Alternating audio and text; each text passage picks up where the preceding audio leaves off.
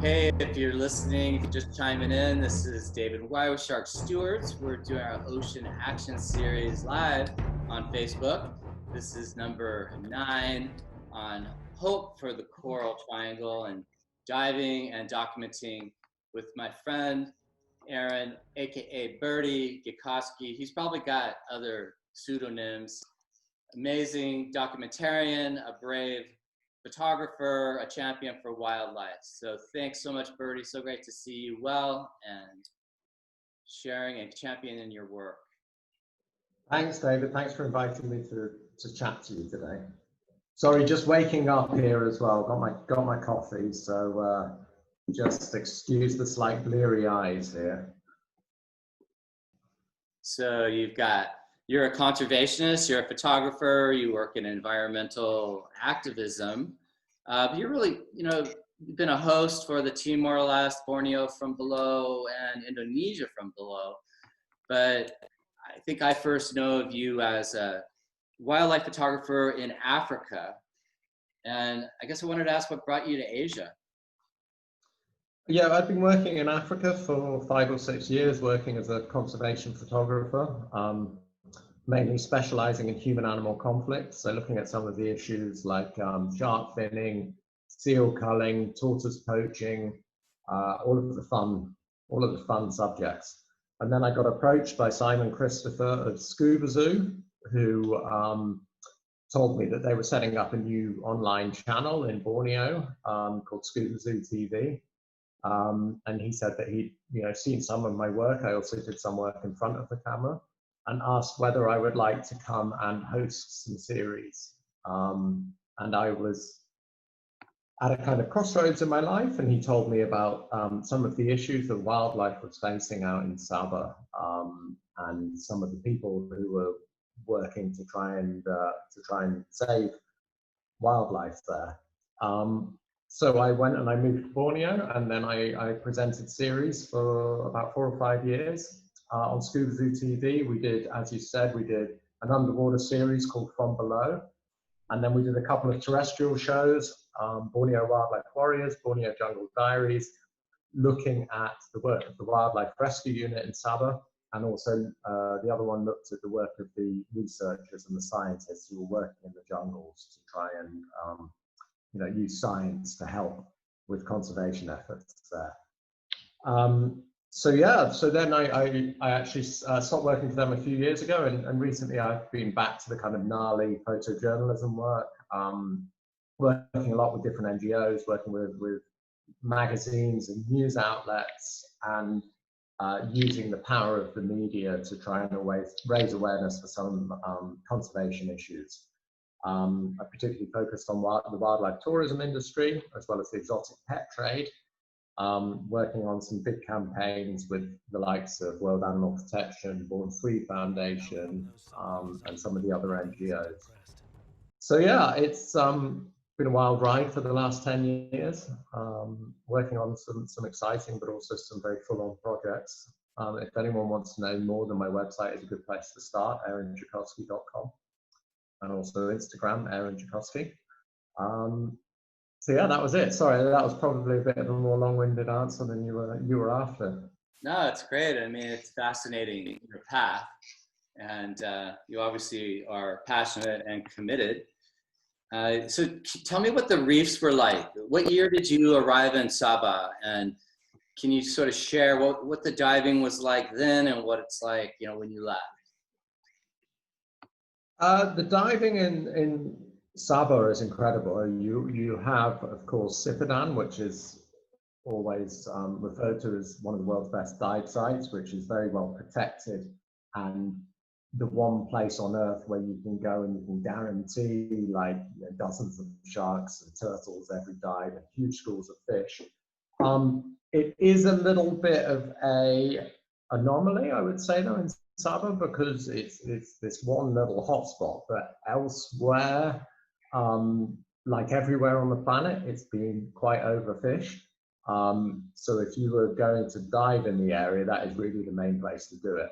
If you go further down the coast and you go into Kalimantan, then there's the Derawan Archipelago in Indonesia, which is also absolutely phenomenal diving.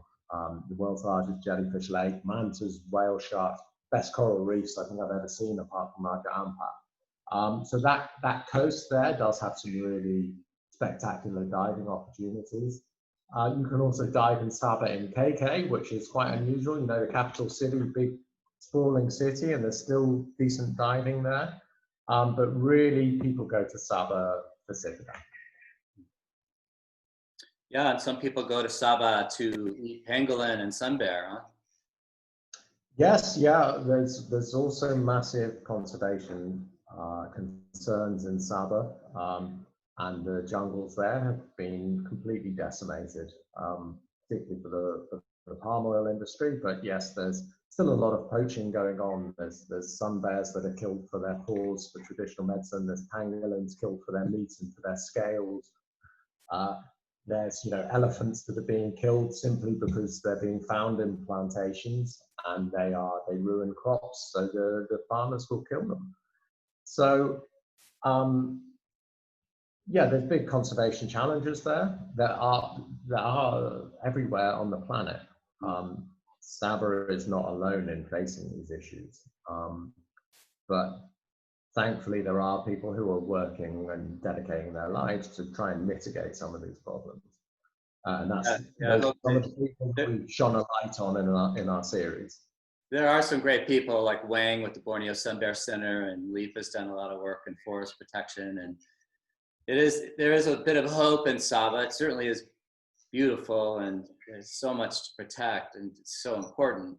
So moving on from Sabah, how did you get to Timor Leste, and tell us your experiences there?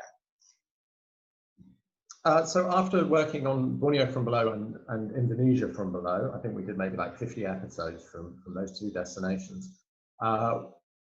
Simon struck up a deal with the Timor Leste government, and because Timor Leste is one of those places that's really not, it's not on the diving map, really. There are a few dive operators, but people didn't know about it, certainly before we went there, really, or we didn't register with divers. Yet, when we went and we spoke to the people who were operating there and we spoke to the government officials, actually, Timor Leste is a place where you can go and in a single day, if you have a good day, you can see resident dugong, you can see migrating blue whales, you can see resident sperm whales, superpods of dolphins, like 1,000 thick. You've got the world's most biodiverse reefs at Toro Island, and you have very few tourists. So you have this little kind of dive utopia. And as divers, like one of the things that we want to go to places that feel like you're kind of a pioneer, and you're not exactly, because there are dive operators there and people do know about it, but it is still a bit of a secret. And you can genuinely go out on a boat on the ocean and you're the only boat out there and you're choosing between like blue whales on your port side and sperm whales on starboard side. So it's yeah, so we got some funding to do a series. We did a 10-part show called Timor Leste from Below, and looking at not just the animals but also the culture, the people, and it aired a couple of years ago now, and since then it's definitely Timor Leste has become a more popular destination. People have been leading trips there. I'm leading trips as well with insider divers to go and see blue whales when they migrate in November time. And you can see when I go back there every year, and you can see that more and more people are starting to hear about Timor Leste, and they're starting to see why it's such a special place. Yeah, it definitely feels like the wild, wild west. And the country's certainly gone through a history of pain and turmoil. But I found there were some really amazing dive operators, and the people on the ground are passionate, and the country definitely needs help to protect that biodiversity. Yeah. Especially now with COVID, they're going to be suffering from the lack of tourism. And that's something I've been talking about. Well, we were going to lead a trip, scientists and videographers from America, and trying to bring in some money to help the local economy. Well, let's hope with this upcoming Hope spot. We're going to be talking to Simon Christopher next and show the intro, which I really love, Timor Leste from below. I have to hand it to you. You're having worked with you. You're good at improv. You're good at alliteration. You're a clever script writer. And bad puns. And so next, if people are just tuning in, this is the Live Like a Shark Ocean Action Series with Aaron Gekoski, amazing conservation wildlife photographer.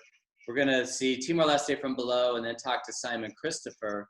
And I hope that we're going to get out there, a big Blu Hope for us to go diving with wildlife and protect sharks and whales and sea turtles and reefs in November when everything gets normal again. Right, Aaron? Oh, we're going to, yeah, as soon as we can, we're going to be there and get out on the ocean and go and see some blue whales. Okay, well, fingers crossed. Stay healthy in the interim. And thank you, David. I'll see you in Bali on the way, and then we'll head over socially distanced, maybe on a boat. That'd be better. Yeah. Yes, 2 meters apart from the blue whale. All right. Well, thanks again, Bertie. Love talking to you. Thank you. Thanks, David. Yeah, great to chat. Thanks for the time this morning. Keep up the good work. Okay, thanks, Bertie. If you're just tuning in, hi, I'm David. This is our Ocean Action series. Not a webinar, not boring. No, it's action. It's exciting. So this is our Let Sharks Live Ocean Action, episode 9, where we're exploring conservation and protection and storytelling in the Coral Triangle, in particular down at the bottom there in the country Timor Leste, where we are able to visit, work with local stakeholders, helping promote tourism in a sustainable and ecologically as well as economically advantageous way.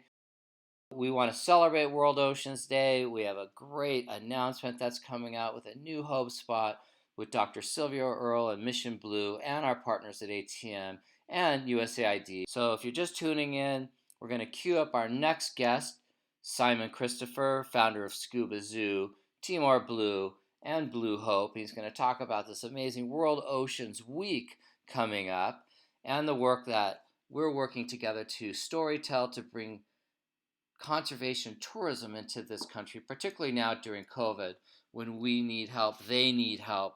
We need to get divers there to support science, and they need our dollars to help support permanent jobs as well as conservation. So this is a short film that we produced with Timor Blue and Simon by USAID to help promote sustainable tourism and eventually the new Hope spot that we are going to announce on World Oceans Day with Dr. Earle and Mission Blue. And then we'll join Simon Christopher in just a few minutes following the film.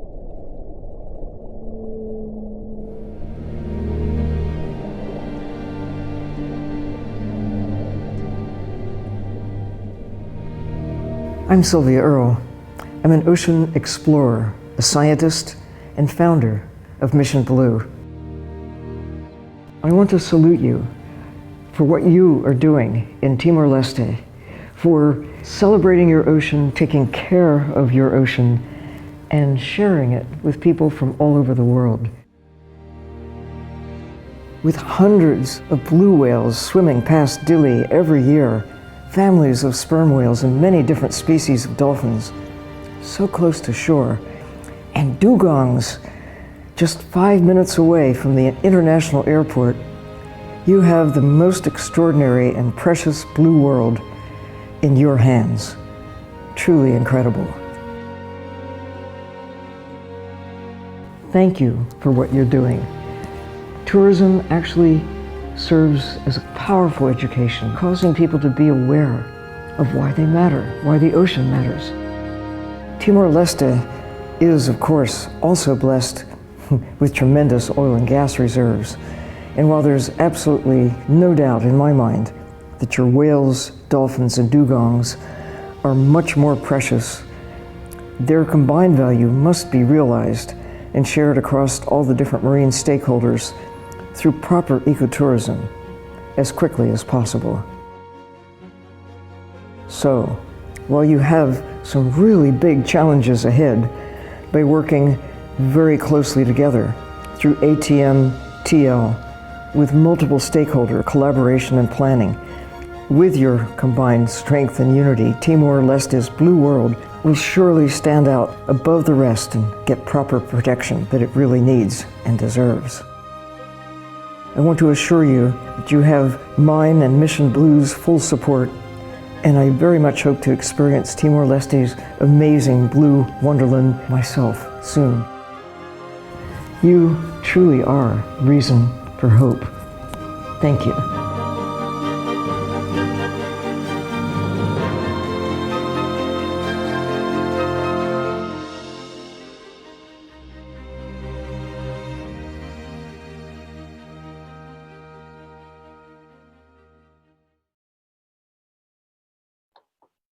Okay, wow, very powerful.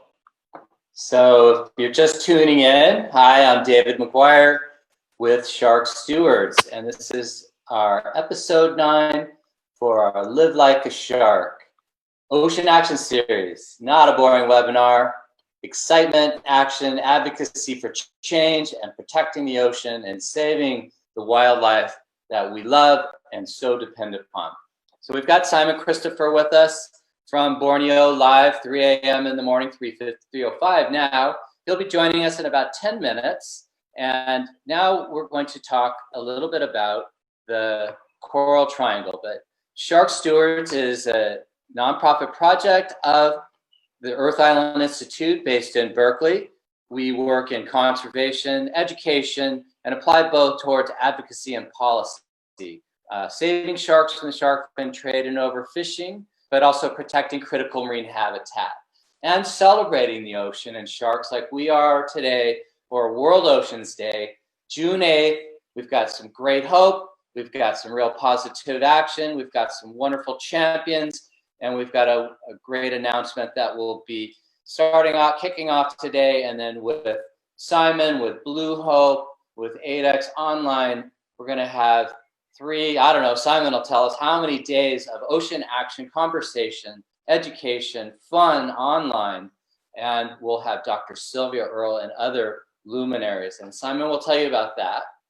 So this has been 3 months of sheltering in place, and I've finally broken out. I went scuba diving at the Farallon Islands, and now I'm in Southern California. This is our first from the field live webinar, not a webinar, Ocean Action. And now we're going to go to the Coral Triangle. And I hope later in November with Simon, we're going to be celebrating the ocean and this new hope spot in Timor Leste, protecting the most diverse marine ecosystems on the planet. And you'll see some images of how wonderful it is and why it's so important.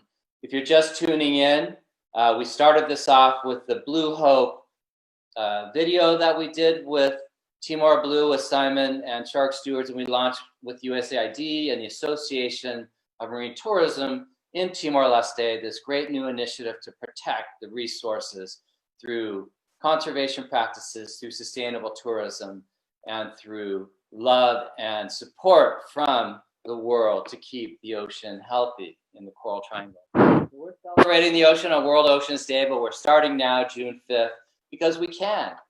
So thanks for joining us on Facebook Live. These are all on YouTube on our Shark Stewards channel. If you want to tune into some of our other issues on shark biology, taxonomy, diversity, diving with sharks, ecotourism, and we hope to continue doing these throughout the year live from the field and continue this momentum of hope for sharks. So I want to introduce my friend Aaron Gekoski, and there's Simon Christopher, both guests on our program. Aaron is recorded last night. He lives in Bali. Welcome, Aaron. Sorry, just waking up here as well. Got my coffee, so just excuse the slight bleary eyes here. So you're a conservationist, you're a photographer, you work in environmental activism. You've really, been a host for the Timor Leste, Borneo from below, and Indonesia from below. But think I first know of you as a wildlife photographer in Africa. And I guess I wanted to ask what brought you to Asia. Yeah, I've been working in Africa for 5 or 6 years, working as a conservation photographer, mainly specializing in human-animal conflicts. So looking at some of the issues like shark finning, seal culling, tortoise poaching, all of the fun subjects. And then I got approached by Simon Christopher at Scuba Zoo, who told me that they were setting up a new online channel in Borneo called Scuba Zoo TV. And he said that he'd seen some of my work. I also did some work in front of the camera, and asked whether I would like to come and host some series. And I was at a kind of crossroads in my life, and he told me about some of the issues that wildlife was facing out in Sabah, and some of the people who were working to try and save wildlife there.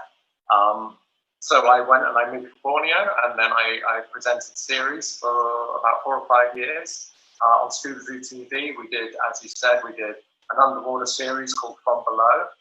And then we did a couple of terrestrial shows, Borneo Wildlife Warriors, Borneo Jungle Diaries, looking at the work of the Wildlife Rescue Unit in Sabah. And also the other one looked at the work of the researchers and the scientists who were working in the jungles to try and use science to help with conservation efforts there. So then I actually stopped working for them a few years ago, and recently I've been back to the kind of gnarly photojournalism work, working a lot with different NGOs, working with magazines and news outlets, and using the power of the media to try and raise awareness for some conservation issues. I particularly focused on the wildlife tourism industry, as well as the exotic pet trade, working on some big campaigns with the likes of World Animal Protection, Born Free Foundation, and some of the other NGOs. So yeah, it's been a wild ride for the last 10 years, working on some exciting but also some very full-on projects. If anyone wants to know more, then my website is a good place to start, aarongekoski.com. And also Instagram, Aaron Gekoski.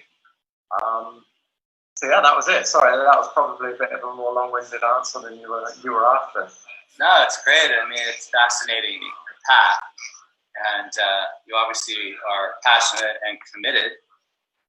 So tell me what the reefs were like. What year did you arrive in Sabah? And can you sort of share what the diving was like then and what it's like, when you left?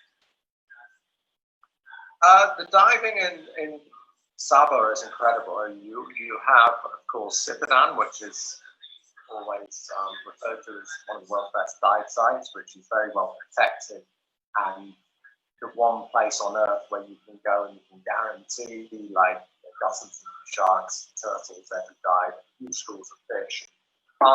It is a little bit of a anomaly, I would say, though, in Sabah, because it's this one little hotspot, but elsewhere, like everywhere on the planet, it's been quite overfished. So if you were going to dive in the area, that is really the main place to do it. If you go further down the coast and you go into Kalimantan, in the Stewards archipelago in Indonesia, which is also absolutely phenomenal diving. The world's largest jellyfish lake, mantas, whale sharks, best coral reefs I think I've ever seen apart from Raja Ampat. So that coast there does have some really spectacular diving opportunities. You can also dive in Sabah in KK, which is quite unusual. The capital city, big sprawling city, and there's still decent diving there. But really, people go to Sabah Pacific. Yeah, and some people go to Sabah to pangolin and sun bear, huh?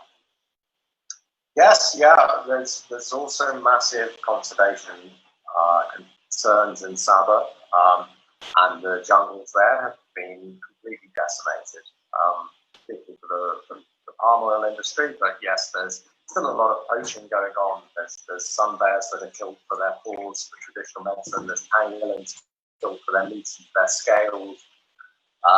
There's elephants that are being killed simply because they're being found in plantations and they ruin crops, so the farmers will kill them. So, yeah, there's big conservation challenges there. There are everywhere on the planet. Sabah is not alone in facing these issues. But thankfully, there are people who are working and dedicating their lives to try and mitigate some of these problems.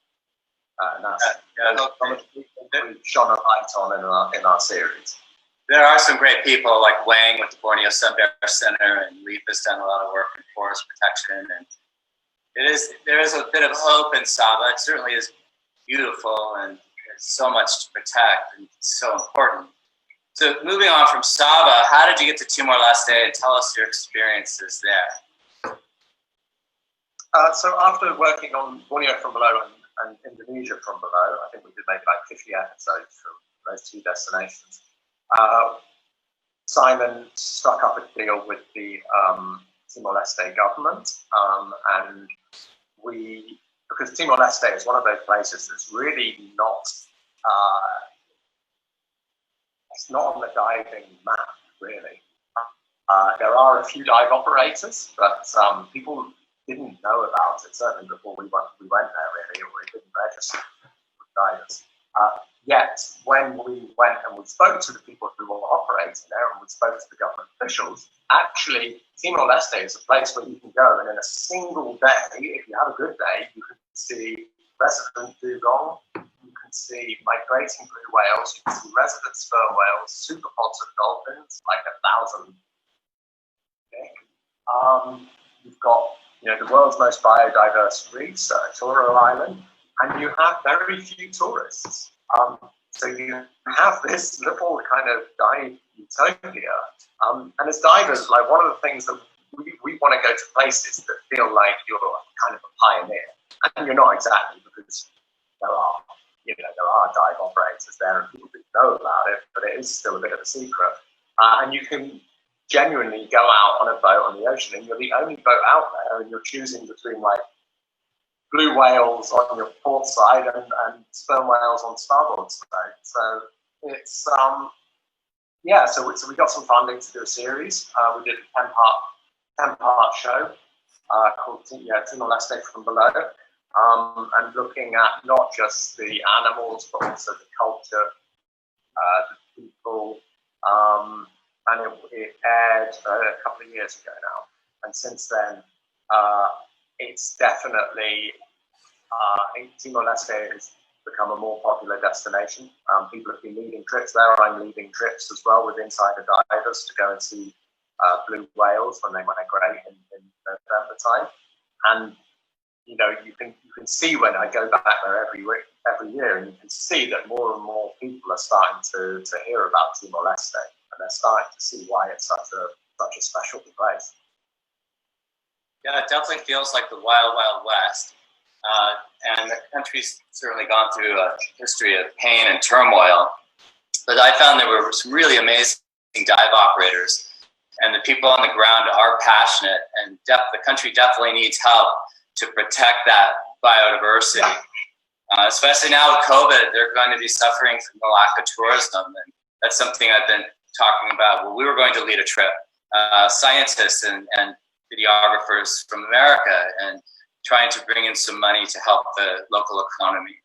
Well, let's hope with this upcoming Hope Spot, we're going to be talking to Simon Christopher next and show the intro, which I really love, Timor Leste from Below. I have to hand it to you. Having worked with you, you're good at improv, you're good at alliteration, you're a clever script writer. Bad puns. And so next, if people are just tuning in, this is Live Like a Shark Ocean Action Series with Aaron Gekoski, amazing conservation wildlife photographer. We're going to see Timor Leste from below and then talk to Simon Christopher. And I hope that we're going to get out there, big Blu Hope for us to go diving with wildlife and protect sharks and whales and sea turtles and reefs in November when everything gets normal again. Right, Aaron? Oh, we're going to, as soon as we can, we're going to be there and get out on the ocean and go and see some blue whales. Okay, well, fingers crossed. Stay healthy in the interim. And thank you, David. I'll see you in Bali on the way, and then we'll head over, socially distanced, maybe on a boat. That'd be better. Yes, 2 meters apart from the blue whale. All right. Well, thanks again, Bertie. Love talking to you. Thank you. Thanks, David. Yeah, great to chat. Thanks for the time this morning. Keep up the good work. Yes. Bye. Okay, so that was Bertie Gekoski, wildlife photographer and conservationist extraordinaire. Now we're going to move next to speak with our friend Simon Christopher, the founder of Scuba Zoo and now Blu Hope, Timor Blue, a lot of blues in there, a lot of sharks. And we're going to talk about the Coral Triangle, starting over here sort of towards the upper left, Malaysia and Borneo, where Simon is now.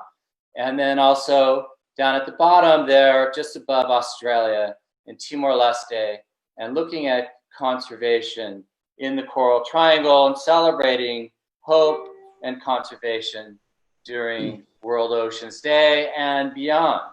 So there's Simon. I think you're unmuted. Can you hear me, Simon? I can. Hi, David. How are you? Okay, I hear you. Welcome. Yeah, thank you. Thanks for getting up in the middle of the night. It's 3:20 in Borneo and Sabah. And you're a hardworking man. You've been really hustling. We've had a late night Zoom every night, working together, and with all of the energy that you bring for ocean conservation and great storytelling. So thanks for joining, and thanks for what you're doing. I'm excited to share some of the developments that you and I have worked on together, starting in 2013, and now moving from Borneo to Timor Leste. And we've got a great celebration coming up for World Oceans Day, and I think some real progress, some real change we're going to make, not only in the Coral Triangle, but in the rest of the world ocean. So, you know, one of the things I'm interested in is, how did you come from the UK to stumble upon the shores of Sabah and end up staying for 30 more years, or what? How many? Yeah, it's 25, 26 years now. I did marine zoology university, and I went to London and sold telephone systems for my sins for a while. And luckily I didn't buy a house or get married. And so I made the break and I went in search of the best diving. And very quickly gravitated to Siparan in Malaysia, and fell in love with divings on the way in Thailand and Philippines. And then I went to South Africa to dive with sharks, great whites. And then I headed to Australia, and I did a year of filming. I got into underwater filming in Australia. And as soon as I picked up a camera, I knew that was what I wanted to do. So I went back to Siparan and set up Scuba Zoo, and that was in '95. So we built Scuba Zoo up to about 22 people, was involved in about 200 hours of programming, Nat Geo, Discovery, Blue Planet 2, and then we set up our own channel, so scubazoo.tv. Slightly frustrated by the fact that no one quite told the story how you thought it should be told, particularly there were our stories, or we were contributing these ideas. So we set up scubazoo.tv and did probably over about 100 programs, and it was great, but it was very hard to keep going because we were just using the will of our local friends and connections, and we kind of ran out of steam. But I'm very excited about the new organization I'm involved with, which is called Blu Hope, and very much says what it does on the tin. This post COVID era we're in, and we're looking to re-engage with ocean and aspire and kickstart a new movement to get people focused on marine biodiversity and the importance of nature and live more sustainably as we all come out of our hibernations. We've had an incredible nature shock with COVID, and it's time to look at the remaining biodiversity we have, protect it, engage with it, and live in a more harmonious way with it. And so Blu Hope is essentially the mechanism by which we're going to do that. And we have some very exciting education and awareness pieces, which are we're bringing into the Coral Triangle, starting off with Malay, the Malay version, which we're doing with a local talent celebrity called Maya Karin. We'll be launching that in Malay, and it's already planned to go out to 10,000 schools around Malaysia. So it's going to create a really big difference, creating a new type of plastic intelligence among 10 to 15-year-olds. We're starting off with a sort of activity where kids essentially do a stock take of the plastic that when they're locked down at home, they look at the plastic, they see what color it is, and where it's a little mini experiment, and it gets kids interested and involved. And then we link to films, Plastic Oceans films with Sir David Attenborough, Our Ocean, What is Plastic, and Plastic Pollution. And very excited about rolling this out across the Coral Triangle in different language versions, and it's going to really make a difference pretty quickly. So it's the kids. It's all about kids, the youth movement, a big youth movement, and with David Attenborough and Sylvia Earle, the two absolute legends. Essentially, they're passing the baton, if you like, to the younger generation, and so we're kickstarting this movement here in the Coral Triangle, which is really the most important piece of real estate on the planet. There's more biodiversity, and it's 3 or 4% than the rest of the planet combined. So it's a very, very important movement, and I'm very excited about it.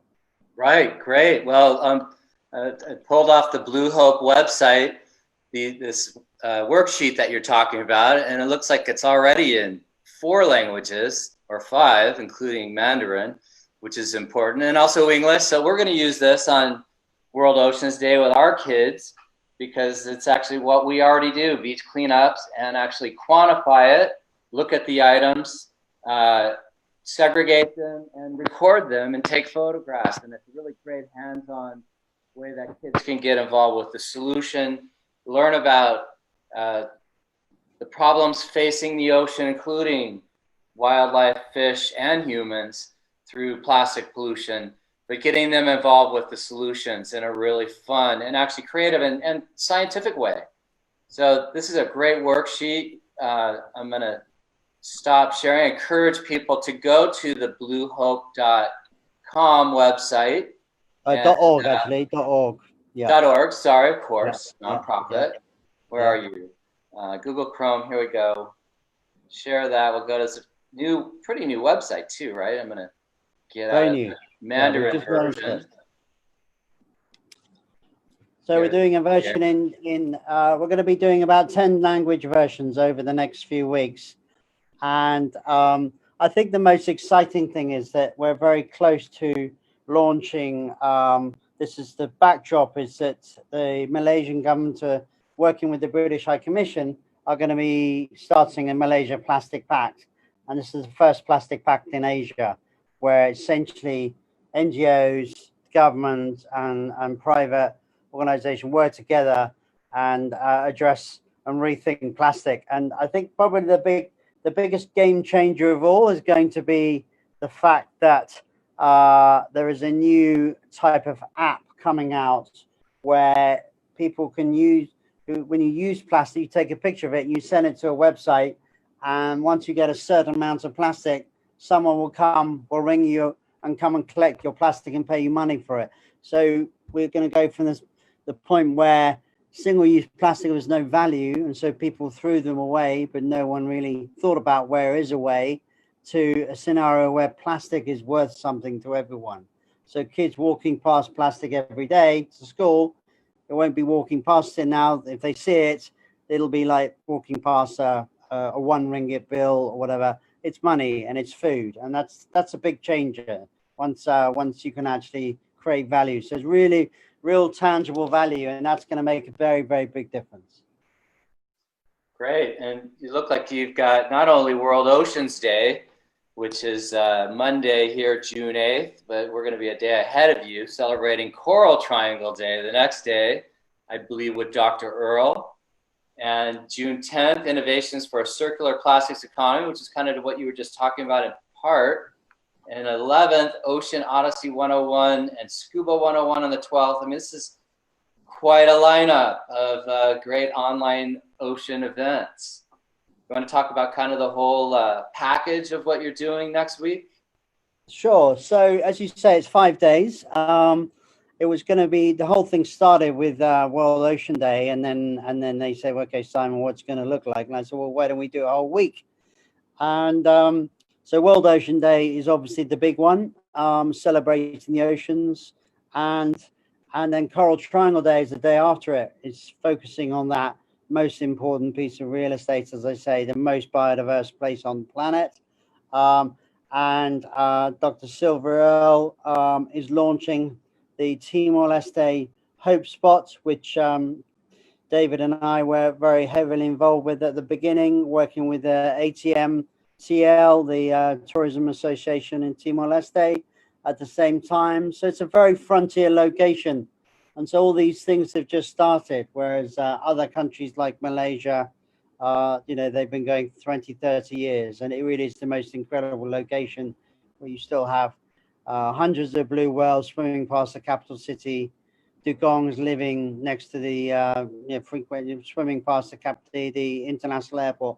So I see Timor Leste is really the last frontier, microcosm for the Western world to really cherish and appreciate. And so that's a big day on Coral Triangle Day. It's really what I've been doing for the last 25 years, is celebrating that and championing it and trying to protect it. The third day, Plastic Innovation Day, is essentially looking at solutions to plastic. There are new technologies coming out where they don't use fire, they use water. And one of the projects in Timor Leste is looking to introduce this technology called CATS HDR technology, which essentially brings added value at scale to all types of plastic.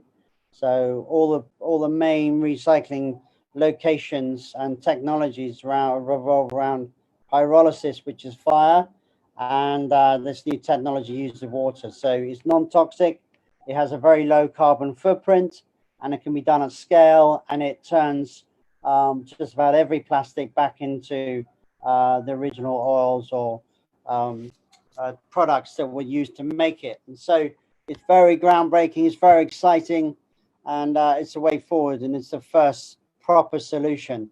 It's taken about a year to get it going here in Asia, and it's about to start. So very exciting time for Malaysia, very exciting time for Asia.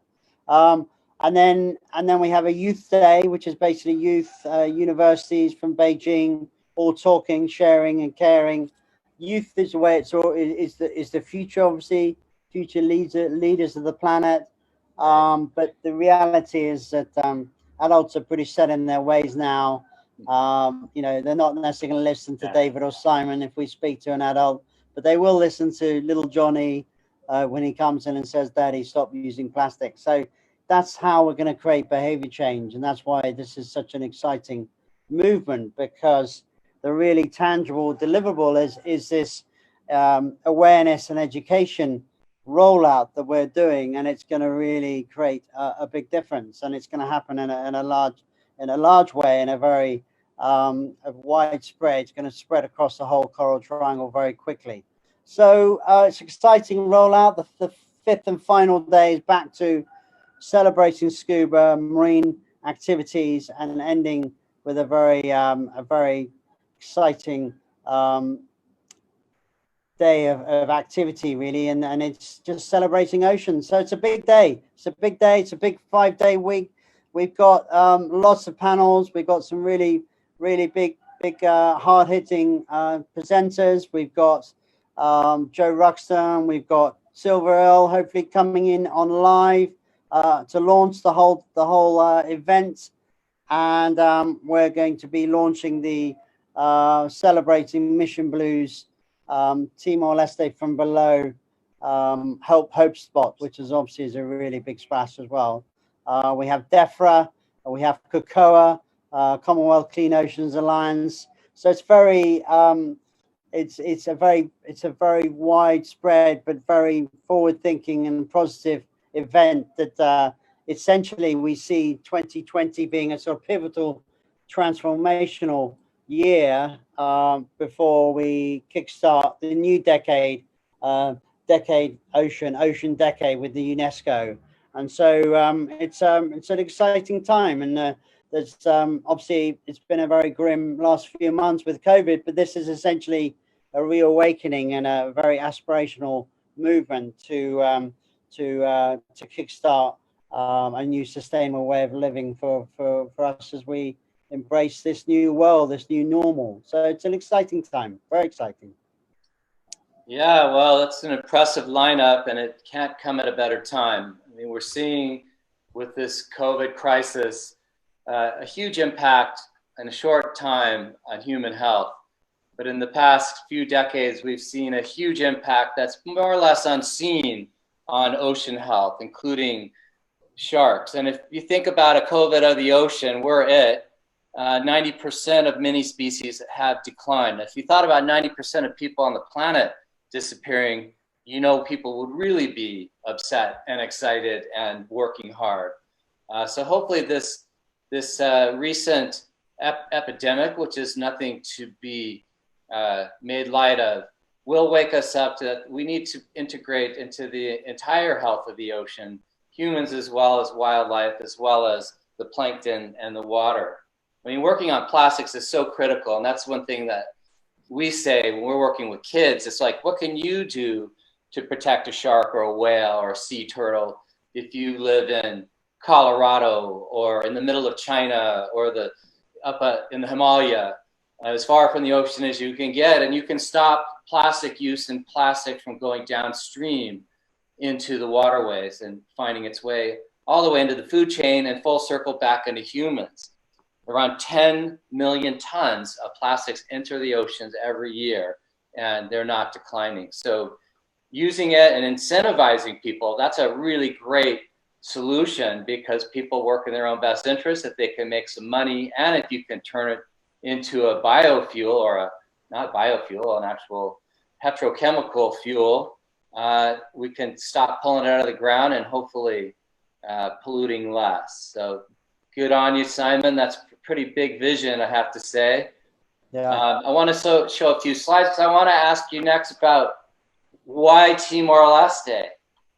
You've been in Sabah for 25 years, and you've moved around the Coral Triangle, obviously with your film production work with Scuba Zoo and some of the work you've done with Blue Planet and the BBC. But at heart, you're a conservationist as well as a storyteller. I think people can tell. So, you know, why are you going from your home in Sabah down to this little island nation of Timor Leste? Well, I think that it's very, it's so frontier, and it really is the smallest, the newest, and the poorest country of the 6 countries in the Coral Triangle. So it's sort of ground zero, and Timor Leste's history the last 20 years, it's really had a tough time.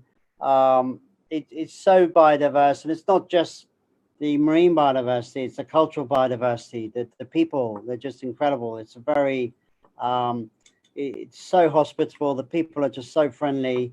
The majority of them are Catholic, and so it's almost like a sort of, it's a very Latino feel in Asia, which is very unique.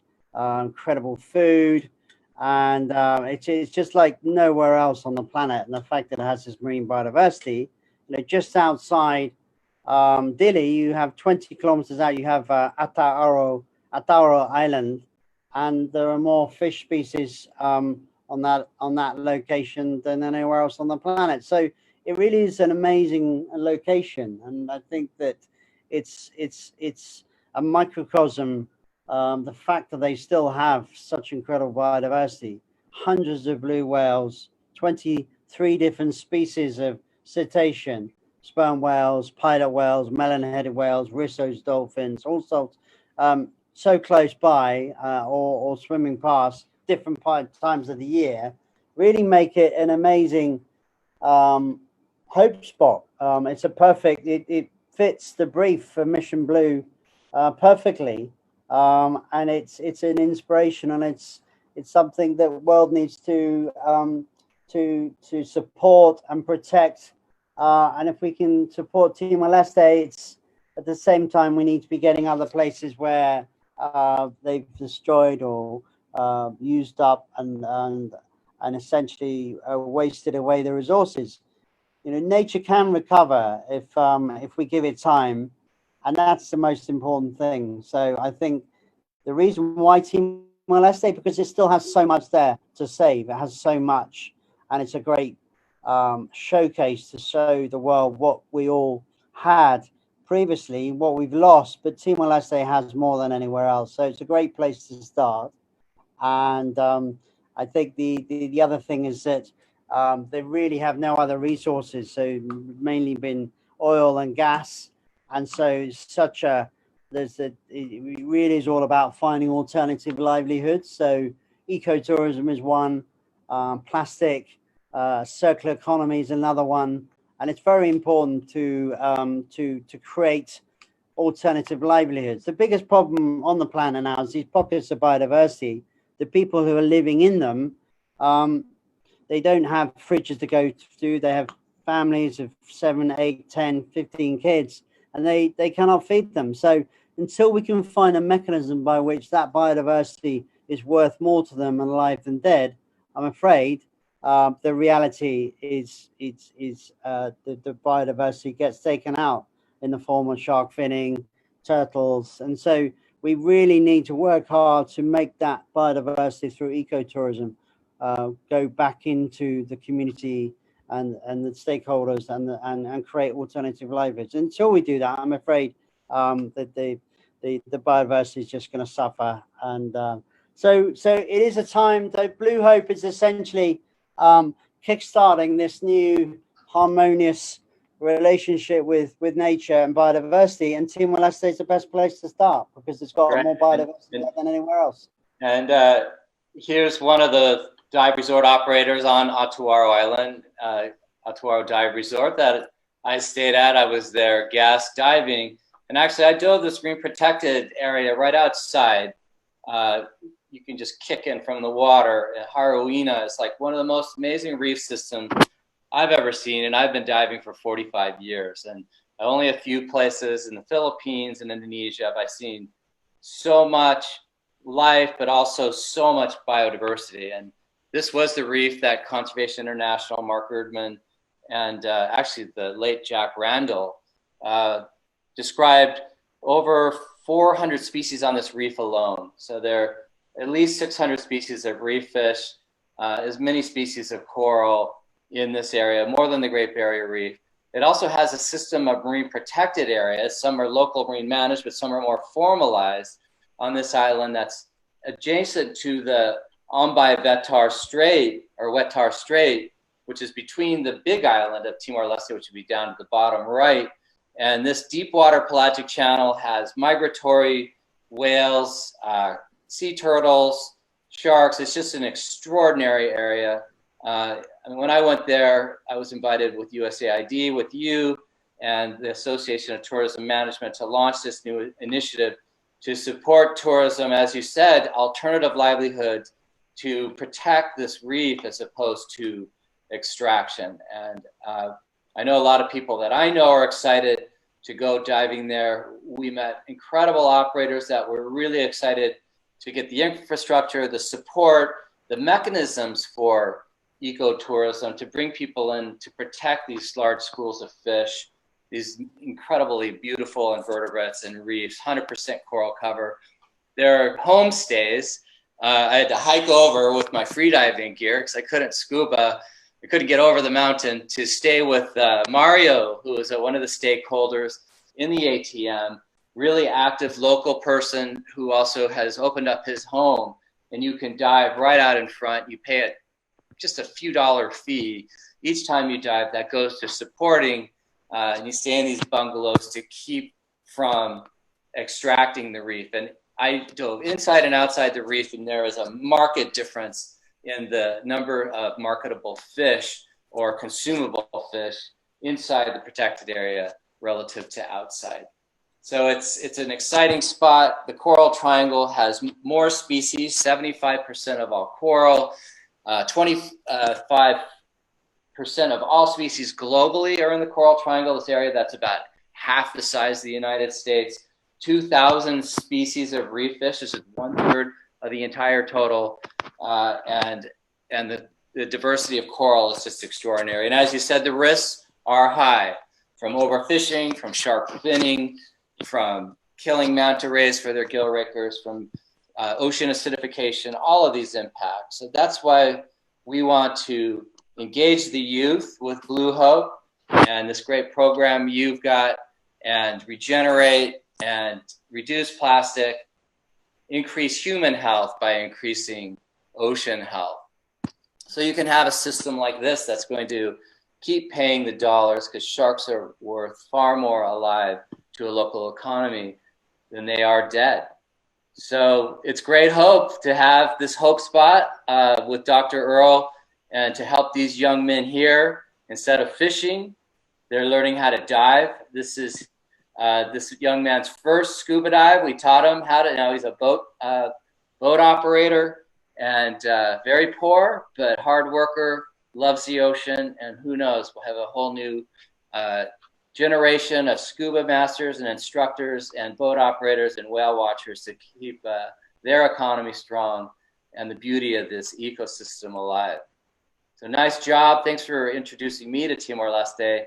I'm excited to rejoin this year in November with the expedition with Dr. Earl and celebrate this Hope Spot with Jose Ramos Horte and the ATM and all the great operators that we met last year. So what's next? What's next? Well, we've got to find a boat, haven't we? We've got to find a boat, and hopefully we can get into Timor Leste. I mean, the incredible thing about the place is that 1/3 of the country doesn't have access to clean drinking water. So, you know, it's when it comes to COVID, if COVID was to get in there, I mean, hand washing, forget hand washing, that doesn't exist. So luckily, touch wood, they've had no deaths, and they've had only just a few cases. So they've very much battened down the hatches, and you can't go to Timor Leste.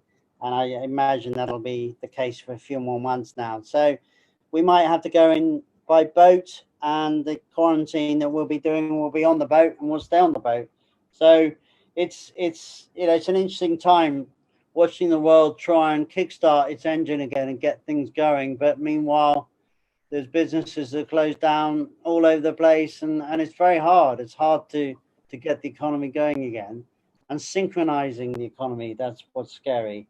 Is, you know, I think the days of being able to jump on planes and go to other countries very easily are long gone, or certainly going to be a long time before we can do that. So it's a very testing time, obviously, and for Timor Leste and countries where you still have that biodiversity, the reality is that a lot of people can't put food on their table now, and so the biodiversity is just under even more pressure. So we really need to get on it, get a new movement. Blu Hope is the movement, and it's an exciting time, and we've got to really get people excited and aspirational stories, good news stories, and bring value back into their lives through the ecosystem. So there's lots to do. It needs a synchronized approach, and there's many things that need to happen, but there's certainly a lot of great people working together on this, and it's very exciting. Well, I guess what's next is the power of the many. And there are so many people who are especially interested now and willing to get outside after being locked indoors for weeks or having to work through necessity and put themselves at risk. And getting in the ocean and celebrating the ocean is about the best thing we can do. They can go to bluhope.org, not .com, bluhope.org. Follow you for World Oceans Day and World Oceans Week. Encourage people to dive in and save a shark. And of course, what's really important also is funding these opportunities. So we're looking for a donor for a boat, for equipment. We're selling t-shirts, no shipping now during World Oceans Day, just to try to bring in money. We have a matching donor. Hopefully that will get a plane ticket for me to come down to Timor Leste and continue to support this conservation work. So we have our work cut out for us, obviously, but we're working hard. And we've got a lot of great young people who are passionate and want to join us. So go to bluhope.org. Follow us next week. Listen to the Hope Spot from the word of the Oracle, Dr. Sylvia Earle, and other great luminaries next week, and learn more about what you can do to dive in with us in Timor-Leste or Borneo. Go on an expedition. We're building some great partnerships, and I'll be writing for National Geographic, actually. I just got my column reinstated. And the first one will be on the Hope Spot next week at Timor-Leste. So thanks, Simon Christopher, for joining us and the work you're doing. This has been a really great program. It'll be on YouTube. You can share it. And Shark Stewards is the YouTube channel, or our website, sharkstewards.org. Watch for me. What day? Coral Triangle Day, is it? Talking about sharks? Thanks, David. Looking forward to getting out there again soon. Can't wait to get you back over here and bringing Timor-Leste and the Coral Triangle to the world. Thank you so much. Thanks for having me. Thank you. You stay well, and we'll be in the water before we know it. There's one thing I want to remind people of. We are an activist organization, and 3 years ago, when this administration came into power, they threatened to strip our marine national monuments of their protected status. That kind of went quiet for a few years, and it's now been reinstated. This administration wants to turn over the world's largest marine protected areas outside of Antarctica to fishing interests. So we're actually ready to go to court to sue the Secretary of the Interior. This is in violation of the Antiquities Act. You can go to our site or this petition site, add your voice, tell your senator, tell your representative, write the president, say, we need a healthy ocean, especially now, to have healthy humans, because a healthy ocean will help us fight these external assaults like viruses and other diseases. So, obrigado. Thanks to Timor Blue and USAID and the ATM and all of the people of Timor-Leste who work so hard and are still working hard. And we're going to help them work hard to continue their economic and ecological viability in Timor-Leste. So thanks everyone for listening. Thanks to my sponsors, especially Patagonia, who just donated a new wetsuit so I could go free diving, because we're getting back in the water and doing a shark survey out of California. And I'm out of the city after almost 3 months of sheltering in place. So now in Southern California, I could show you the view, but we're going to start diving again and documenting sharks here off our coastline while we're waiting to travel overseas to Asia. So thanks for listening. Thanks for joining us. And we'll see you in a week on our Ocean Action Series. Bye, Simon. Get some sleep. Take care, David. See you soon. Thank you. Thanks for having me. See you soon. Bye.